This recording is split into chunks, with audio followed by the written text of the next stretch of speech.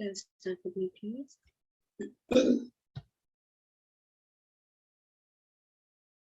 Om Jnanatimirandasya Jnananjanashalakhaya Chakshurunmilitam Yena Tatsmai Shri Guruve Namaha. Shri Chaitanya Manobishtam Stapitam Yena Bhutale Swayam Rupa Kadamahyam Dadati Swapadantikam.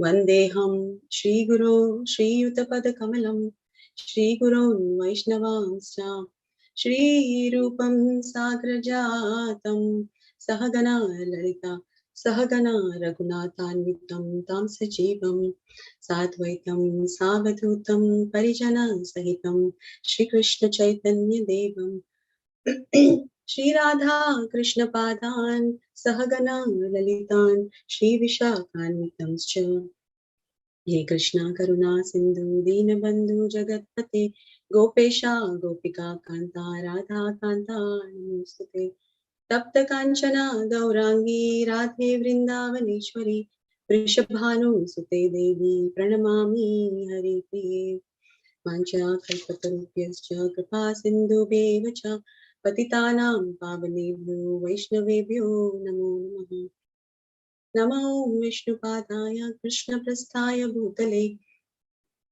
Srimate Bhakti Vedanta Swami Niti Namine Namaste Saraswati Devi Gauravani Pracharini Nirvisesha Shunyavadi Paschatya Deshatarine Jaya Shri Krishna Chaitanya Prabhu Nityananda Shri Advaita Gadadhara Shivasadi Gaura Bhakta Vrinda Hare Krishna Krishna Krishna Hare Hare Hare Rama Rama Rama Hare Hare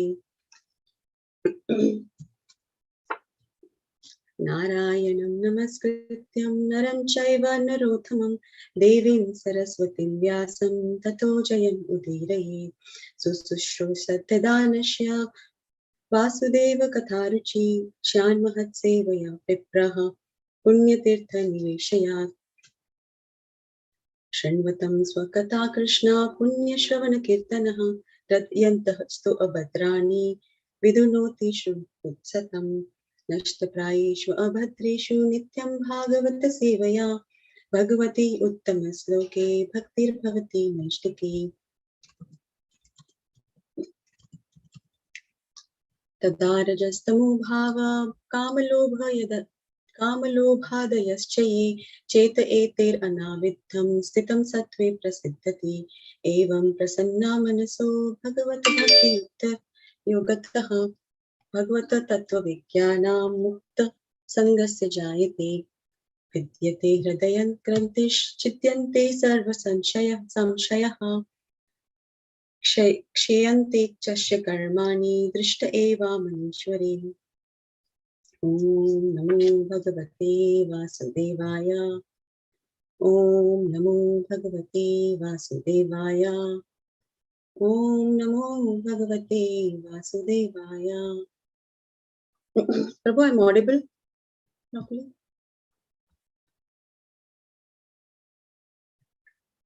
Okay, so I'm seeking blessings of all. Hare Krishna Mataji, Yes, you're Prabhu. audible, but your Zoom page is showing Mataji. You're not sharing the actual. Yeah, Zoom page. Oh, how about now? Yeah, Now that it's is correct. Okay. And if I'm doing this, did it go away? The sharing? No, we can still see weather based screen, Mataji. Yeah. Okay. You can see the Srimad Bhagavatam screen, right? Yeah. 2:12. 2:12. Okay. So, thank you, Prabhu. Yeah. So I'm seeking blessings from all the gathered Vaishnavas, my Guru Maharaj, Srila Prabhupada, Lord Shri Chaitanya. I also pray to Shri Radha Shyam Sundar and Shri Radha Madhav.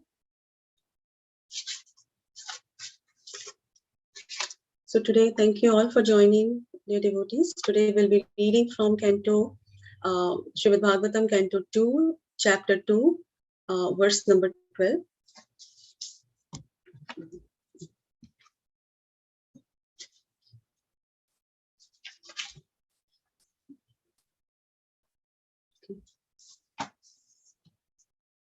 Adina lila hashite kshanul sad Grubhanga samsuchita bhuryanugraham iksheta chintamayamena vishwaram yavan mano dharanayavatishtate.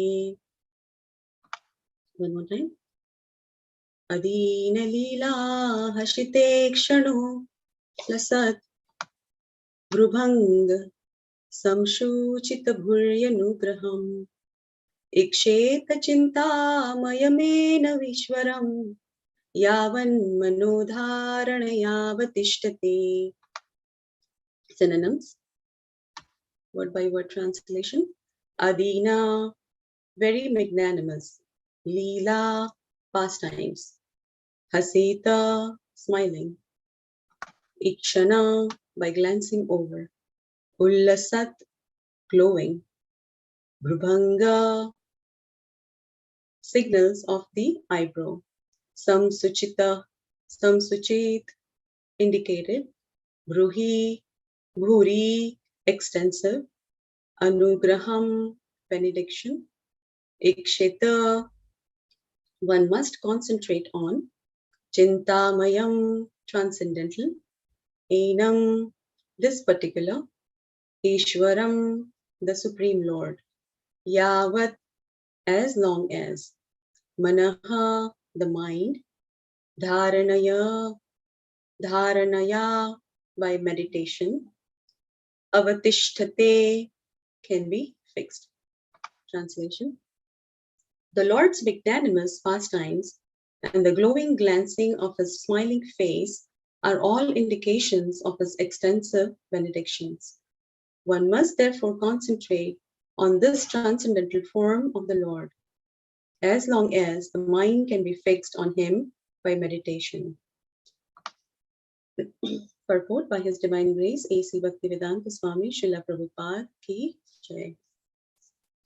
In the Bhagavad Gita, it is said that the impersonalists undergo a series of difficult programs on account of his impersonal meditation.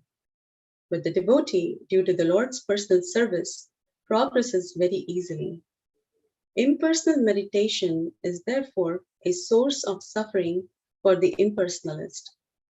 Here, the devotee has an advantage over the impersonalist philosopher. The impersonalist is doubtful about the personal feature of the Lord, and therefore he always tries to meditate upon something which is not objective. For this reason, there is an authentic statement in Bhagavatam regarding the positive concentration of the mind on the factual form of the Lord. The process of meditation recommended herein is Bhakti Yoga, or the process of devotional service after one is liberated from the material conditions. Jnana Yoga is the process of liberation from the material conditions. After one is liberated from the conditions of material existence, that is, when one is nivritta, as previously stated herein, or when one is freed from all material necessities, one becomes qualified to discharge the process of Bhakti Yoga. Therefore, Bhakti Yoga includes Jnana Yoga. In other words, the process of pure devotional service simultaneously serves the purpose of Jnana Yoga because liberation from material conditions is automatically achieved by the gradual development of pure devotional service. These effects of Bhakti Yoga are called Anartha Nivritti. Things which are artificially acquired gradually disappear along with the progress of Bhakti Yoga. Meditation on the lotus feet of personality of Godhead. The first processional step must show its effect by Anartha Nivritti. The grossest type of anartha which binds the conditioned soul in material existence is sex desire. And this sex desire gradually develops in the union of the male and female. When the male and female are united, the sex desire is further aggravated by the accumulation of buildings. children, friends, relatives, and wealth. When all these are acquired, the conditioned soul becomes overwhelmed by such entanglements, and the false sense of egoism or the sense of myself and mine becomes prominent, and the sex desire expands to various political, social, altruistic, philanthropic, and many other unwanted engagements resembling the form of the sea waves, which becomes very prominent at one time and the next moment vanishes as quickly as a cloud in the sky. The conditioned soul is encircled by such products as well as products of sex desire. And therefore, Bhakti Yoga leads to gradual evaporation of the sex desire, which is summarized in three headings, namely profit, adoration, and distinction. All conditioned souls are mad after these. All conditioned souls are mad after these different forms of sex desire, and one shall see for himself how much he has been freed from such material hankerings based primarily on the sex desire. As a person feels his hunger satisfied after eating each morsel of foodstuff, he must similarly be able to see the degree to which he has been freed from the sex desire. The sex desire is diminished along with its various forms by the process of Bhakti Yoga, because Bhakti Yoga automatically, by the grace of the Lord, effectively results in knowledge and renunciation. Even if the devotee is not materially very well educated, knowledge means knowing things as they are. And if by deliberation it is found that there are things which are at all unnecessary, naturally the person who has acquired knowledge leaves aside such unwanted things. When the conditioned soul finds by culture of knowledge that material necessities are unwanted things, he becomes detached from such unwanted things. This stage of knowledge is called vairagya, or detachment from unwanted things. We have previously discussed that the transcendentalist is required to be self-sufficient and should not beg from the rich blind persons to fulfill the bare necessities of life. Sukadeva Goswami has suggested some alternatives for the bare necessities of life, namely the problem of eating, sleeping, and shelter. But he has not suggested any alternative for sex satisfaction. One who has the sex desire still with him should not at all try to accept the renounced order of life. For one who has not attained to the stage, there is no question of a renounced order of life. So by the gradual process of devotional service under the guidance of a proper spiritual master and following the principles of Bhagavatam, one must be able at least to control the gross sex desire before one accepts the renounced order of life factually.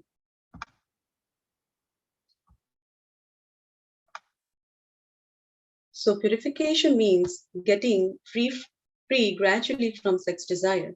And this is attained by meditation on a person of the Lord, as described herein, beginning from the feet.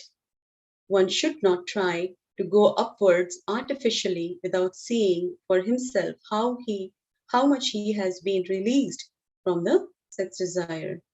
The smiling face of the Lord is the 10th canto of Srimad Bhagavatam, and there are many upstarts who at once try to begin with the 10th canto, and especially with the 5 chapters which delineate the Rasa Leela of the Lord. This is certainly improper. By such improper study or hearing of Bhagavatam, the material opportunists have played havoc by indulgence in sex life, in the name of Bhagavatam. This desire, this vilification of Bhagavatam is rendered by the acts of the so-called devotees. One should be free from all kinds of sex desire before he tries to make a show of recital of Bhagavatam.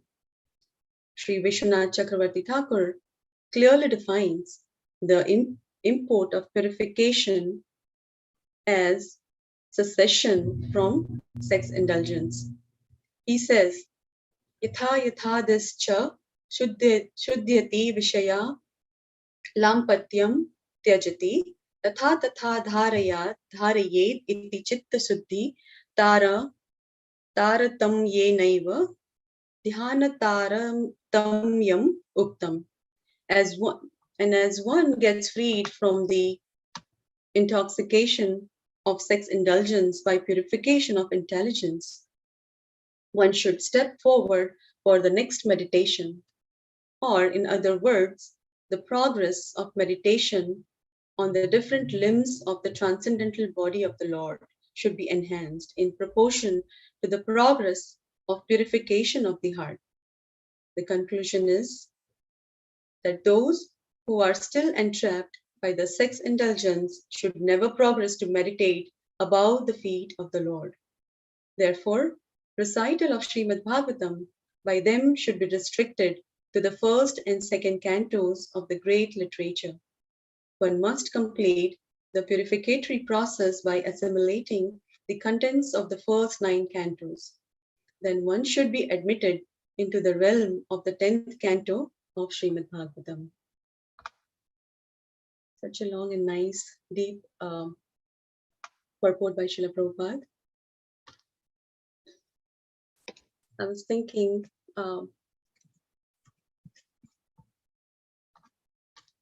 what should I prepare after this? And I was thinking, okay, at least I'll start with the conclusion. But Srila Prabhupada has also given the conclusion itself. So I'll just read the real quick. I'll read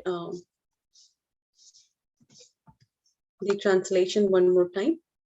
The Lord's magnanimous pastimes and the glowing glancing of his smiling face are all indications of his extensive benedictions. One must therefore concentrate on this transcendental form of the Lord as long as the mind can be fixed on him by meditation. So when I was reading, I felt that there's a caveat, because in the translation it mentions that as long as you can fix your mind on the beautiful form of the Lord. And what if we can't fix the mind on the beautiful form of the Lord? Because fixing the mind, as we know, it's a challenge. So it is said, and through my Bhakti Shastri class, I understood, and I was able to relate when the universal form was kind of described.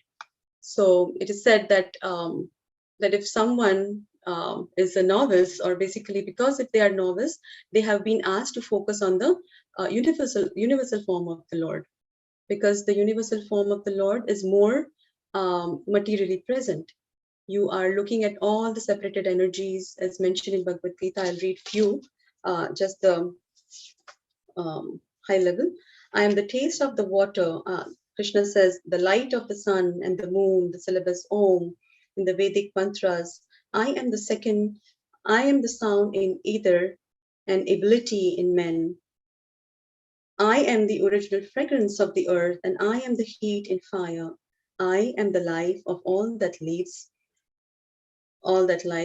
and I am the penances of all ascetics. I am the original seed of all existence, the intelligence of the intelligent, and the prowess of all powerful. I am the strength of the strong, devoid of passion and desire. I am sex life, which is not contrary to religious principles, O Lord of Bharatas. Arjuna. I am independent. I am not under the modes of material nature, for they, on the contrary, are within me. So as we focus on the universal form of the Lord, when you're focusing on, that we, on the separated energies, and then you get reminded of all different connections of the Lord, then you are also reminded of your own personal connections. So while acting in this world, you start acting with knowledge, that everything is connected to Krishna, because these are his separated energies. There is sattva, there is rajas, there is tamas, and this is it. This is the encompassing time factor. Then one can gradually make progress, and can try, at least try to focus on or meditate upon the beautiful form of the Lord. It is said that yogis can fix their mind on the super soul, but for us it is a challenge, right? So once we understand the Supreme Personality of God's universal form and his supremacy, we understand his supremacy. So if we little bit deep dive into the purport that we just read, Srila Prabhupada is emphasizing on Bhakti Yoga over Jnana Yoga. So I'll start with a little definition. The group of transcendentalists who follow the path of inconceivable, unmanifested, impersonal feature of the Supreme Lord are called Jnana Yogis. And persons who are in full Krishna consciousness, engaged in devotional service of the Lord, are called Bhakti Yogis. Jnana Yoga, although Srila Prabhupada says that although ultimately bringing one to the same goal is very troublesome, whereas the path of Bhakti Yoga, the process of being in direct service to the Supreme Personality of Godhead, is easier and is natural for the embodied soul. The individual soul is embodied since time immemorial. It is there in Bhagavad Gita 12.5, and it is also quoted by Srila Prabhupada. It is very difficult for him to simply theoretically understand that he is not the body, right? So for the devotees, there is no difficulty in approaching the Supreme immediately and directly, but for those who are following the impersonal way to spiritual realization, the path is difficult. Because Jnana Yogis, they take so much trouble first to understand what is Brahman, and then to understand what is not Brahman, and spend his whole life in that way. The result is simply troublesome, is what Srila Prabhupada is mentioning. Therefore, it is advised here that one should not take up this troublesome path of self-realization, because there is uncertainty in the ultimate result. Thus, the process of centering attention on the unmanifested, the inconceivable, which is beyond the approach of senses, as already expressed in this verse, should never be encouraged at any time, especially in this age of Kali. And it is also not advised by Lord Krishna. So Bhakti Yoga is recommended approach. In the first paragraph, Srila Prabhupada is emphasizing. Therefore, Bhakti Yoga includes Jnana Yoga. In other words, Srila Prabhupada says, the process of pure devotional service simultaneously serves the purpose of Jnana Yoga, because liberation from material conditions is automatically achieved by gradual development of pure devotional service. And it says that these effects of Bhakti Yoga are called Anartha Nivriti. The next, Srila Prabhupada is emphasizing on the anarthas that we carry. Slowly, we are becoming free from those anarthas. So one of the 9 stages of bhaktis, one of the stages, anartha nivriti. So once we get faith, shraddha, sadhu sangha, bhajana kriya, anartha nivriti, nishtha, ruchi, asakti, bhava, and prema. So anartha nivriti, Srila Prabhupada is mentioning the purport, the things. What is anartha nivriti? Is the things that which are artificially acquired, maybe by previous sinful activities, or from the offenses against the holy names and so on. So things that are artificially acquired gradually disappear along with the process of Bhakti Yoga. So Prabhupada says that Bhakti Yoga also evaporates the grossest type of anartha, which is sex desire, which also is a major factor of the entanglement, right, in this world that we live in. So based on the purport, that is also the reason that, why we can't fix our mind. and that is also an impediment that is, preventing us from making progress in bhakti yoga. So in the purport, Prabhupada mentions the sex desire is diminished along with its various forms by the process of bhakti yoga, because bhakti yoga automatically, by the grace of the Lord, effectively results in knowledge. So by bhakti yoga, we slowly come to knowledge, and knowledge is nothing but things that we see as they are, and then we try to eliminate the unnecessary, unwanted things, and we accept the things which is favorable to us, and then we come to the platform of vairagya or detachment from unwanted things. And so going back again of how can we fix the mind. So we know now the impediment, as mentioned by Srila Prabhupada in the purport, is sex desire. So how does one evolve from sex desire? And Srila Prabhupada mentions in the purport that, and also our Acharya says, to focus or to meditate on the lotus feet of the Lord. They also say to read the first and second cantos of Srimad Bhagavatam. That will also help. So it says meditation on the lotus feet of the Lord, of the personality of Godhead. The first processional step must show its effect by anartha nivriti. Srila Prabhupada is also emphasizing on purification of intelligence, and how one can so with the bhakti yoga process, by purification of intelligence occurs. So how we can come to that platform is by coming in touch with Krishna, coming in touch with Krishna through transcendental knowledge by Srimad Bhagavatam, none different than Krishna, Harinam, Sangha. All of these aspects purifies intelligence. The sense gets purified by direct service, mind gets purified, intelligence gets purified by fixing ourselves on the different limbs of the Lord. Although Srila Prabhupada has mentioned everything in this purport and also the conclusion, it's already 8 o'clock, so I'll read the conclusion from the purport itself. The conclusion is that those who are still entrapped by sex indulgence should never progress to meditation above the feet of the Lord. Therefore, recital of Srimad Bhagavatam by them should be restricted to the first and second cantos of the great literature. One must complete the purificatory process by assimilating the contents of the first 9 cantos. Then one should be admitted into the realm of the 10th cantos of Srimad Bhagavatam. So I will end here, dear devotees.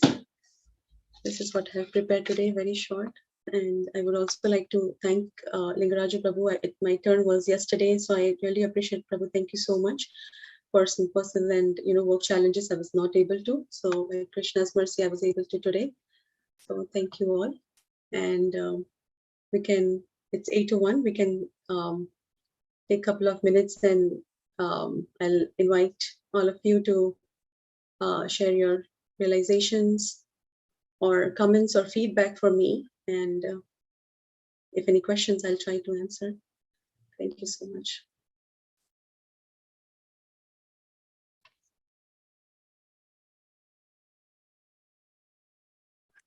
Hare Krishna Mataji, please accept my humble obeisances. All glories to Guru and Gauranga. Jai Prabhu. Please accept mine too, Prabhu. All glories to Srila Prabhupada. Mataji, thank you for the wonderful, class in the morning. And, as you were reading through the purport and explaining it, there were many connections I was making, both to the Bhakti Shastri class, but yesterday evening in the Bhagavatam reading group, we were actually reading the 15th chapter, Pandavas retire timely. And, the verse was 29, where this is just one verse before Yudhishthira Maharaj decides to, give up everything and, head for, give up everything materially and head for the Himalayas. And in the purport, Prabhupada says something very interesting, and which is, I think, the summary of what we read today. So he's saying they accumulate due to our reactions to material desires, but when we get in touch with the transcendental Lord in his variegated energies by the devotional service, the naked forms of all material desires become manifest, and intelligence of the living being is specified in its true color. So, like what we were reading today, Prabhupada is very explicit, and he's saying, when you start chanting, these things will start showing up in your mind, and then we need to. Yeah. Yes, Prabhu. Thank you, Prabhu. Thank you for sharing that. Yes, I read this purport almost 3 times, and I was thinking what to prepare because everything is in the purport. And so thanks for bringing that up. Yes, there are so many anarthas, and there are so many processes, which is Srila Prabhupada said, it's simple, just follow, and we can be, soon with Krishna. Yes.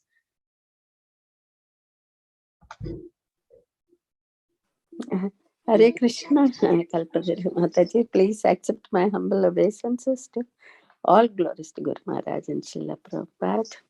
Thank you very much. Thank you very much for the very wonderful class, and in great detail, you have dealt with the theme. And I was remembering in the glorification of Srimad Bhagavatam itself, it says, Tata rajas tamo bhava kama lobhadayaschaye cheta yatayeranavitam sthitam sattve prasidati. So, Nityam Bhagavata Sevaya, we are, getting over this rajas, tama, and then kama, lobha, everything. So, Bhagavatam itself is the purifying, and of course, Srila Prabhupada is warning, don't go beyond the first and second cantos as long as, the mind is not purified. And then to take up the study in the gradual, scheme of things, like get to the 9th canto first. And then it is, the Bhagavatam is really the ultimate goal for all, and the purifier. Thank you so much for a very nice class. Thank you, Mataji. Yes, please, on the devote Hare Krishna, Mataji. Thank you. Yes, thanks for bringing that up. Thank you. Please pray for me, Mataji, that I take this class, very seriously in the service mood, and for my purification and for the pleasure of Shri Guru and Shri Krishna. So please pray for me, Mataji, and all the you are doing a very thorough job, very in the proper mood, and I appreciate very much. Thank you so much. Hare Krishna. Thank you, Mataji. Hare Krishna. Hare Krishna. All right, Mataji. Thank you so much, Mataji, for taking up the class today. I know you could not do it today. Thank you, Prabhu. Helpful. Thank you, Prabhu. Shall we wrap up? Yes, Mataji. Okay. Thank you all. Have all wonderful